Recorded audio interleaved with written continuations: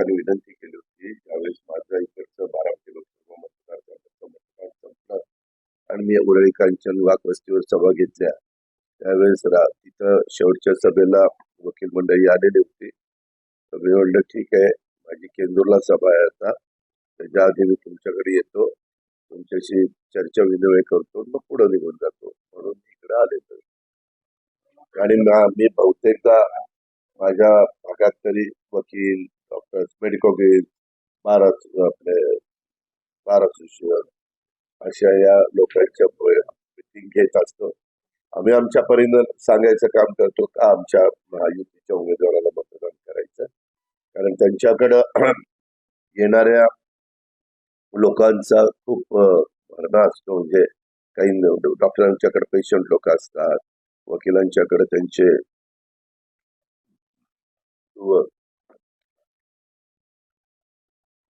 त्या वकील लोकांच्याकडे आपले प्रत्येक आपण क्लायंट म्हणून ज्यावेळेस वकिलांकडे जातो त्यावेळेस वकील लोक चे संबंध चांगले राहतात, त्याचाही परिणाम होतो.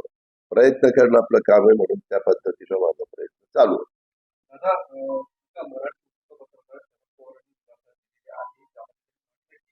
भाजपसोबत जाण्याचा निर्णय कुठलाही घेतला नव्हता, चर्चा मात्र झाल्या होत्या, पण निर्णय असा कुठलाही झाला हे का आम्हाला आता ते किमान चर्चा झाली हे तरी कबूल करतायत. जर जायचं नव्हतं तर चर्चा कशाला करायची होती? जर तुम्हाला भाजप बरोबर जायचं नव्हतं तर दिल्लीला 6-6 मिटिंग का केल्या? त्याच्यामध्ये वरिष्ठांच्या बरोबर मिटिंग झाल्या, अशा कुणाशा खाली लोकांच्या बरोबर मिटिंग नाही झाल्या. आणि त्याच्यामध्ये आम्ही साक्षीदार आहे ना, मी साक्षीदार आहे, प्रफुल्ल पटेल साहेब साक्षीदार आहे, देवेंद्रजींना हे सगळं माहिती आहे, कारण त्या 5-6 मिटिंगला देवेंद्रजी म्हणतात. मला तेच तेच कशा करता तुम्ही विचारता? तुम्हाला हे सगळं माहिती आहे की या मिटिंग झालेल्या, तिथं जायचं ठरलेलं होतं. लास्टला साहेब पुन्हा मुंबईला आल्यानंतर ते बदललं. भाजप बरोबर नाही आता म्हणले शिवसेनेबरोबर जायचं.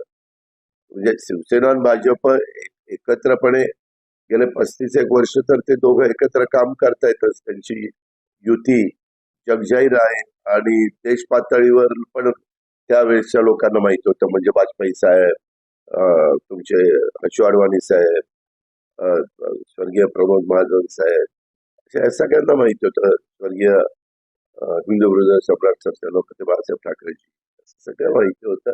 परत परत ते सांगत बसायचं आणि पुन्हा म्हणायचं. आता मागे तुम्हाला आठवत असेल, तुम्हीच मीडियाचे सगळे सहकारी, काही दिवसापूर्वी मला त्याच्यातला एक जण काल भेटला. मोदी बागेमध्ये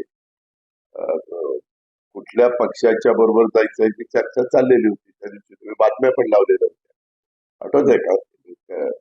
या निवडणुकीत लागली तेव्हा, आणि तिथेही चर्चा चालली होती, काहींचं मत काय, काहींचं मत काय. अर्थात तो त्यांचा अखत्यारीत प्रश्न आहे, त्यांचा पक्ष वेगळा आहे, त्यांचं चिन्ह वेगळं आहे, त्यांचा चेहरा वेगळा आहे, त्याच्यावर त्यांनी काय करावं हा त्यांचा. आणि आपल्याला सगळी पार्श्वभूमी माहिती आहे की 78 पासून त्यांनी जे निर्णय घेत आले, 78ला, पुन्हा 80ला, पुन्हा 86ला, पुन्हा 90, असे वेगवेगळे निर्णय सातत्याने घेत आलेले. त्या तरुण वयात पण घेत आले आणि नंतरच्या काळात पण घेत आले. हे आपण सगळ्या महाराष्ट्राने बघितलेलं आहे. 4 जून नंतर सर्वोच्च पक्ष इंडिया काँग्रेसमध्ये वेळी तुम्ही कसं पाहता या विधानाकडे? तुमचा एक प्रादेशिक का साहेबांचे स्टेटमेंट मी पहिल्यापासून मी फार जवळनं काम करणारा कार्यकर्ता आहे. फार जवळनं सगळ्या गोष्टी मी साहेबांच्या संबंधात मध्ये पाहिलेल्या आहेत.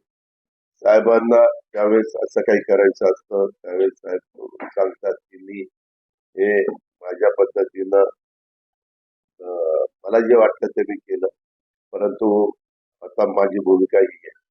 त्यांनी काय भूमिका घ्यावी आणि काय बोलावं, कधी कधी एक समरावस्था निर्माण करण्याच्या करता पण अशा प्रकारचे स्टेटमेंट येतात. त्यांचं स्टेटमेंट आल्यानंतर आता उद्धवजींचा पण त्यांनी उल्लेख केला.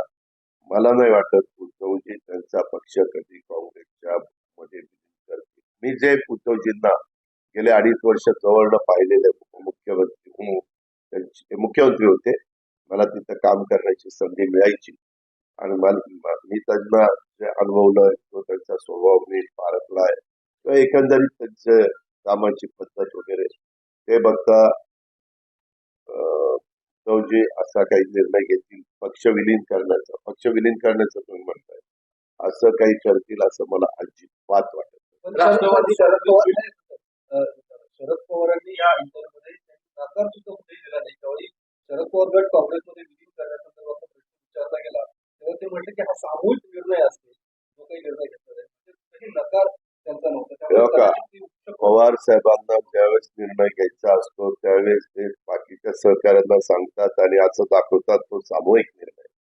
आणि बाकीच्या आता आम्ही जो निर्णय घेतला त्यावेळेस त्यांनी एकटे त्या गोष्टीला विरोध करत होते किंवा मधीच म्हणायचे ठीक आहे तुम्ही जावा, मी आता बाजूला होतो, मी आता रिटायर होतो, असं ते करायचे. ते त्यांना पाहिजे तेच करतात, फक्त दाखवताना हा सामूहिक निर्णय आहे, चर्चा केल्यासारखं त्या ठिकाणी दाखवतात, परंतु त्यांच्या मनामध्ये जे असतं तेच ठामपणे ते करतात.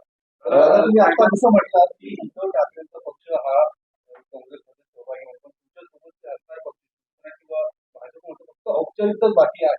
उद्धव ठाकरेंच्या पक्षाची काँग्रेसमध्ये. त्यांनी काय म्हणावं त्यांच्या मताला मी का हे करायचं, विरोध करायचा. प्रत्येकाला तुझं मत वेगळं आहे, ह्यांचं मत वेगळं आहे, ह्यांचं मत वेगळं आहे. मला जे वाटतं ते मी बोललेलो आहे. हा असं बोलला त्याच्याबद्दल तुम्हाला काय वाटतं, मला काहीच वाटत नाही. बोलणारे बोलतात, तुम्ही त्याचं सगळ्यांचं म्हणणं ऐकून घ्यावं आणि त्याच्याबद्दलचा अर्थ बाहेर काढा.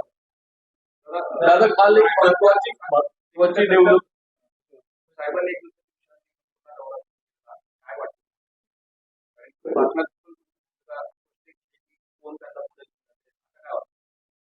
ठीक आहे, पवार साहेब त्यांचा स्वभाव ते म्हणतील तेच ते ऐकतात, ते कुणाचं ऐकत नाही.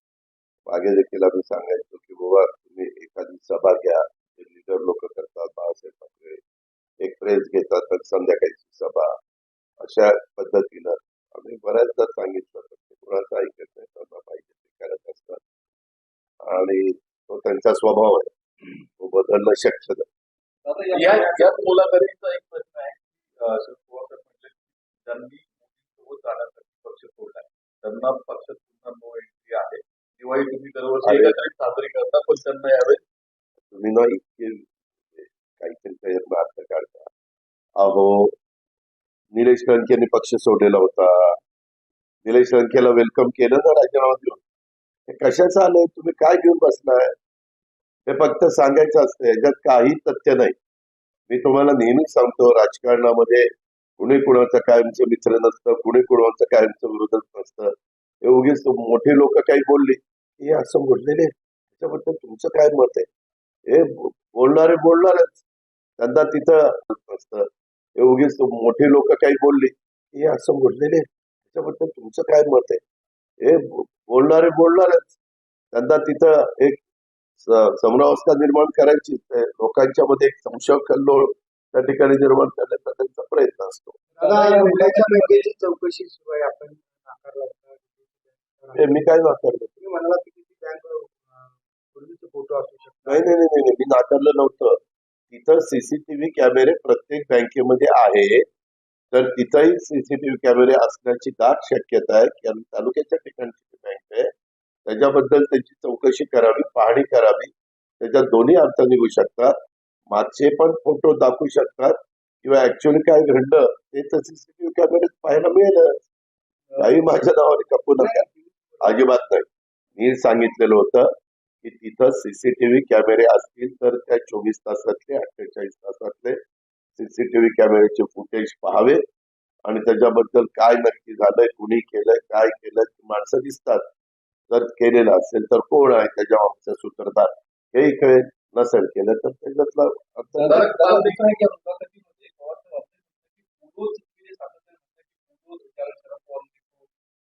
केलं होतं त्या पद्धतीची आत्ताची परिस्थिती होती. आता शरद पवार हे नाकारतायत कारण त्यावेळी भाजप नव्हता, जनसंघ होता आणि सगळ्या पक्षाने आपले झेंडे बाजूला ठेवून एक सरकार स्थापन केलं. जनता पक्ष होता त्यावेळेस, जनता पक्षाचे 100च्या पेक्षा जास्त आमदार निवडून आले होते, आता भाजपचे आलेले. साधारण भागात थोडंफार साम्य काय, त्यावेळेस 40 एक आमदार घेऊन पवारसाहेब बाहेर पडले, जनता पक्षाने सपोर्ट केला, फुलं अस्तित्वात आले. आता 40-50 आमदार घेऊन एकनाथराव शिंदेनी भूमिका घेतली आणि त्यांना भाजपाने सपोर्ट केला, एकनाथराव मुख्यमंत्री झाले. हे साधारण सेमच आहे ना. 105 त्यावेळेस पण असेच काहीतरी 105 का काहीतरी होते, 100च्या पुढे होते एवढं माहिती आहे. आताही 100च्या पुढे भाजपचे आमदार आहेत, हे सत्य आहे. तर काल एक महत्वाची डेव्हलपमेंट घडली आहे. पंतप्रधान नरेंद्र मोदी तेलंगणात भाषण करताना म्हटलेलं आहे की काँग्रेसला टेम्पो भरून पैसे मिळाले नाहीत मोदी, अंबानी आणि अडाणींकडून. त्यामुळे राहुल गांधी आता काही दिवसांपासून त्यांच्यावर बोलत नाही. उद्धव ठाकरे म्हटले की तर त्याची चौकशी करा. काँग्रेसने मागणी केली ईडी किंवा सीबीआय चौकशी करा. उद्धव ठाकरेंनी मागणी केली की त्यांचे कॉन्ट्रॅक्ट रद्द करा. मला त्याच्याबद्दल काहीच माहित नाही. तुम्ही आता फार पंतप्रधानांनी असं असं सांगितलं, फारच आम्हाला वरपर्यंत पोहोचलं. महाराष्ट्राच्या पुरतं बोला, मी महाराष्ट्रापुरतं उत्तर द्यायला बांधील आहे. त्याच्या संदर्भात मला किंचितही माहिती नाही, कारण मी पण काल सकाळपासून रात्री उशिरा 10 वाजेपर्यंत ओतूरला माझी शेवटची सभा झाली. प्रचंड मोठी सभा झाली. अशा पद्धतीने मी माझ्या कामात होतो. मी त्यावेळेस चॅनलचं काय चाललंय, काय बातम्या आहेत ते पण पाहत नाही, तर मला वेळच नसतो. दादा, अमित शहा महाराष्ट्राचं राजकारण चालवत आहेत. ती महाराष्ट्राची जनता ही स्वीकारणार नाही असं अमित शहा साहेब महाराष्ट्राचं राजकारण चालवत आहेत ते साधारण खोट आहे. आम्ही आमचं पक्षाचं जी काही भूमिका आहे ते आम्ही एकत्र बसून त्या ठिकाणी घेतो. आम्ही काही कुणाच्या मागून राजकारण करणारी माणसं नाही. दादा, जी काही मतदानाची टक्केवारी आहे कमी झाल्यामुळे आज पक्षाचे सगळे नेते राष्ट्रपतीची भेट घेणार आहेत. शेवटच्या 1 तासामध्ये 10-12% मतदानाची टक्केवारी नेमकी कशी वाढली? त्यामुळे बारामती लोकसभा मतदारसंघाची मतदानाची टक्केवारी त्यांचे बूथला एजंट नव्हते. प्रत्येक पक्षाचे बूथला एजंट असतात. साधं सरळ गणित आहे. त्यांच्या हातात कॅमेरे असतात. तुमच्यासारख्यांचे पण कॅमेरे असतातच वॉच करायला, कुठं काय चाललंय, कुठं काय चाललंय. त्याच्यामुळं माझ्या माहितीप्रमाणे मला जे थोडं बहुत ज्ञान आहे, इतरांच्या एवढं नाहीये, पण थोडं बहुत आहे. त्याच्यात 6 वाजायच्या आत जेवढे लोक लाईन मध्ये उभे असतात ते सगळं मतदान 5 ते 6 इथे साधा प्रश्न विचारतात. ते काहीतरी फालतू कोणीतरी प्रश्न विचारणार आणि काहीतरी त्याला वेगळं स्वरूप देणार. तुम्हालाही माहिती आहे की 5 वाजून 5 मिनिटांनी तुम्ही तिथं गेला तर 6 वाजेपर्यंत जेवढी लोक लाईनीत असतात ती लाईन 100, 150, 200ची असली तरी 7-7:30 पर्यंत ते होतं. पण धरताना काय धरतात? 2.5 तासाचं मतदान धरत नाही, 5 ते 6च मतदान धरतात. आणि उन्हाची तीव्रता इतकी होती त्या दिवशी, पण 40, 42, 43 टेम्परेचर होतं. थोडस ऊन कमी झाल्यानंतर लोकांना बरं वाटतं आणि ते मताला बाहेर पडतात. ऊन नसतं, असं सावली आलेली असते किंवा संध्याकाळ झालेली असते. दादा पाटलांनी एक विधान केलं होतं बारामती, शरद पवारांचं पराभव आहे, त्याचा काही परिणाम? ते ते ते जे काही विधान केलेलं होतं त्या विधानात काही अर्थ नव्हता, काही सत्य नव्हतं. नंतर आम्ही चंद्रकांत दादांना म्हणालो की दादा तुम्ही आपलं पुण्यामध्ये बघा काम, मी काय असेल ते बारामतीत आमचे कार्यकर्ते बघतील. त्यांनी ते बोलायला नको होतं, परंतु शेवटी ते का बोलून गेले आम्हाला माहिती नाही. पण नंतर त्यांनी अवाक्षर देखील काढलं नाही आणि ती निवडणुकीत पवार साहेब उभेच नव्हते, तर पवार साहेबांचा पराभव करण्याचा प्रश्न येतो उडा. साहेब उभे असतील तर ना, उभे कोण होते? सुनेत्रा पवार, सुप्रिया सुळे. त्याच्यावर पराभव या दोघींच्या पैकी एकाचा होणार आहे ना. बोलले ते चूक आहे, मान्य करतो ना. त्यांनी असं बोलायला नको होतं. जी व्यक्ती उभीच नाही त्यांना तुम्ही पराभूत करायचं म्हणता, हे बरोबर नव्हतं. नाही, मी ज्योतिष नाही रे बाबा. त्याच्यामध्ये सीट निवडून येईल एवढी मला खात्री. 2 दिवसापूर्वी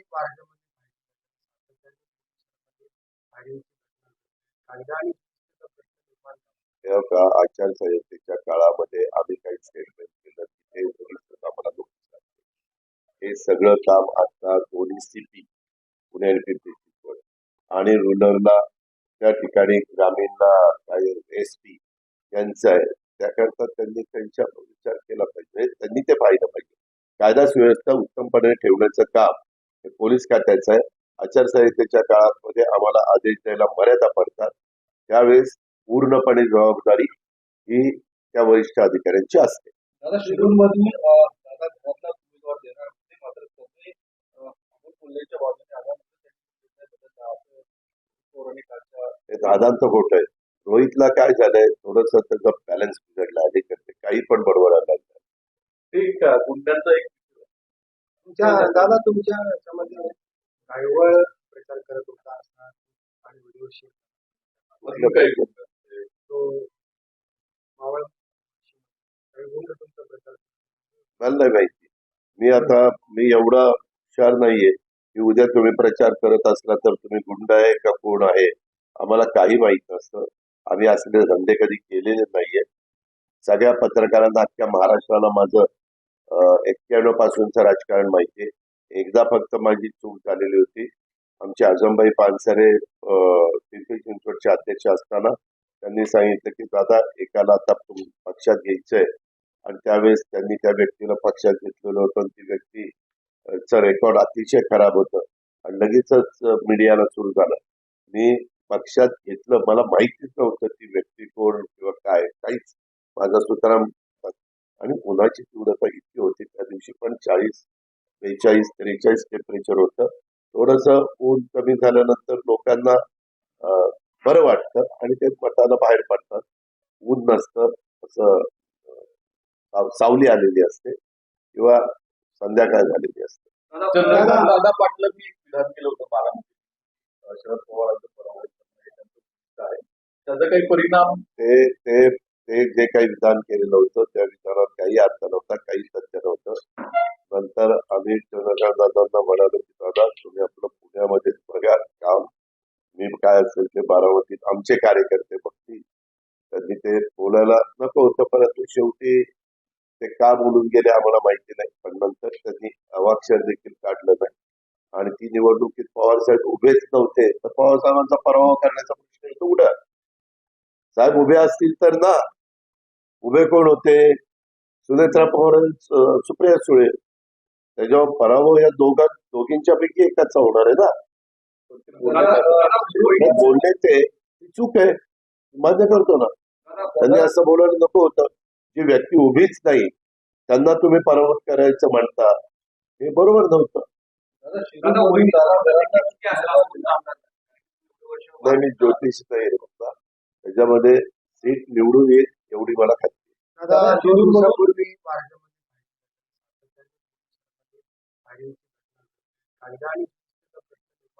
तेव्हा का आचारसंहितेच्या काळामध्ये आम्ही काही स्टेटमेंट केलं की ते पोलिसांना आम्हाला नोटीस लागते.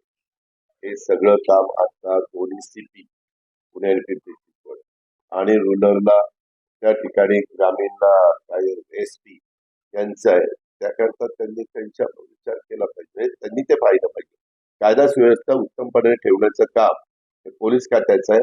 आचारसंहितेच्या काळामध्ये आम्हाला आदेश द्यायला मर्यादा पडतात. त्यावेळेस पूर्णपणे जबाबदारी ही त्या वरिष्ठ अधिकाऱ्यांची असते. दादा शिरूरमध्ये दादा घरातला उमेदवार देणार होते मात्र त्यांनी अमोल कोल्हेच्या बाजूने आल्यानंतर त्यांनी निर्णय बदलला असं पौराणिक काळच्या हे दादांचं खोटं आहे.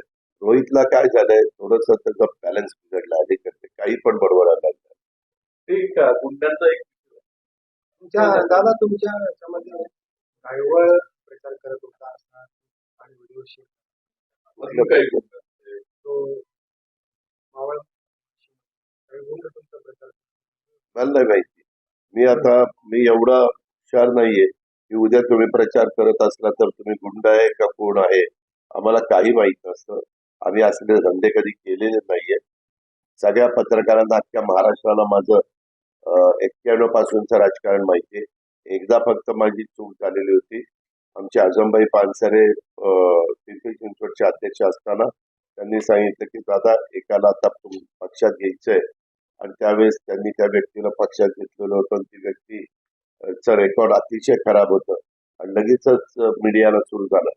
मी पक्षात घेतलं, मला माहितीच नव्हतं ती व्यक्ती कोण किंवा काय, काहीच.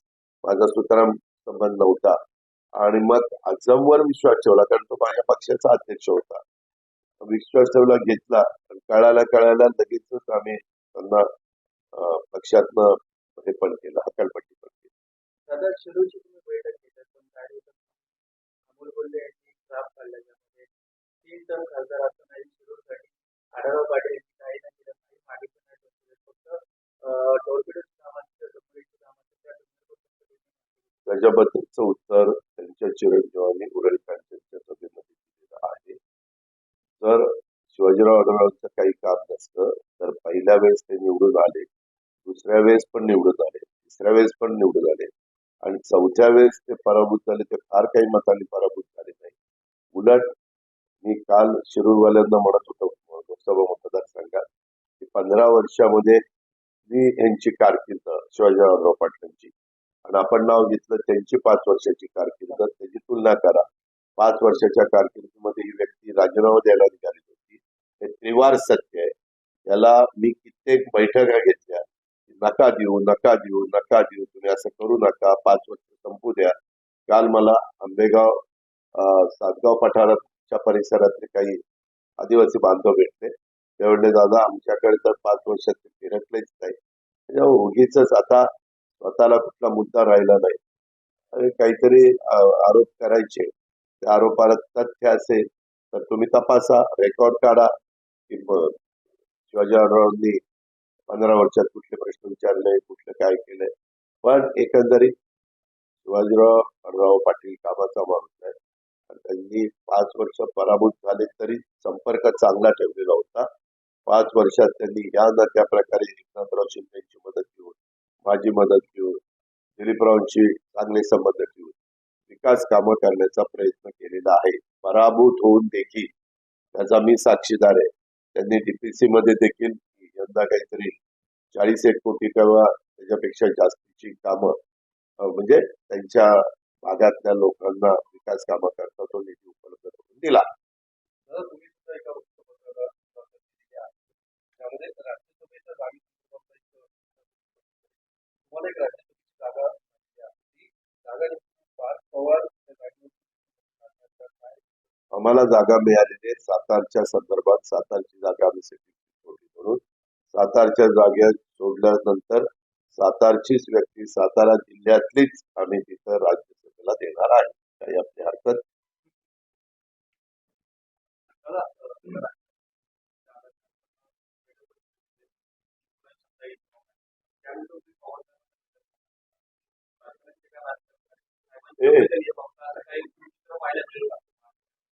मी आता त्याबद्दल काही बोलू शकत नाही. मला त्याबद्दल काही सांगता येत नाही. मी त्यावेळेसचे निर्णय त्यावेळेस घेत असतो. 4 तारखेच्या नंतर आपण काय निर्णय घ्यायचा ते 9 तारखेला अजित पवार ठरवत. Ajit Pawar on the spot त्यावेळेसचे निर्णय त्यावेळेस ठरवत असतो. भाषण करताना मी कुठून वाचून बिचून भाषण करत नाही. एखादा कुठला पॅरा असेल काही ऑर्डर काढलेले असेल तर माझ्या मनात जे येतं, माझ्या सद्विला म्हणून जे मला वाटतं बोलावचं ते मी बोलत असतो आणि पुढे जात असतो.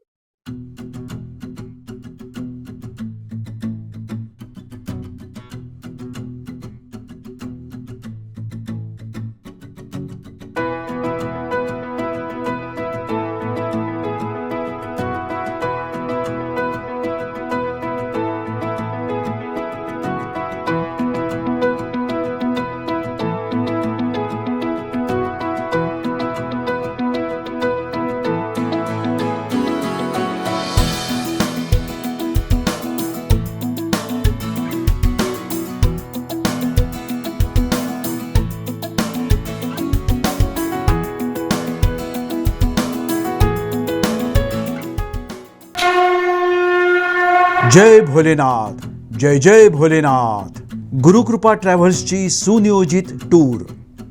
उत्तराखंड चारधाम दर्शन यात्रा. पुणे ते दिल्ली, दिल्ली ते चारधाम आणि दिल्ली ते पुणे. प्रवास भाडे प्रत्येकी फक्त 38,500 रुपये. कपलसाठी स्वतंत्र रूम हवी असल्यास प्रत्येकी 45,000 रुपये. पहिला ग्रुप 10 मे 2024, दुसरा ग्रुप 24 मे 2024 आणि तिसरा ग्रुप दिनांक 6 जून 2024. 15,000 ॲडव्हान्स भरून आजच आपलं सीट बुक करा. अधिक माहितीसाठी संपर्क साधा. गुरुकृपा ट्रॅव्हल्स, गजानन महाराज खेडेकर, 94-220-25024 99-237-16262 94-235-25427 आणि शुभम गजानन खेडेकर 899-66-2004. त्वरा करा, आजच आपलं सीट बुक करा. जय भोलेनाथ, जय जय Bholenath. Come on guys, hurry up. अरे सुन ना, एक ब्रेक ले लेते हैं. Guys, I'm telling you, तुम लोगों को सही से ट्रैकिंग नहीं आता. But that's okay, you can learn. रोज का ढक्कन देना. ये रेड वाला है, सही वाला देना. अबे ढक्कन, पहले तो सही पानी पीना.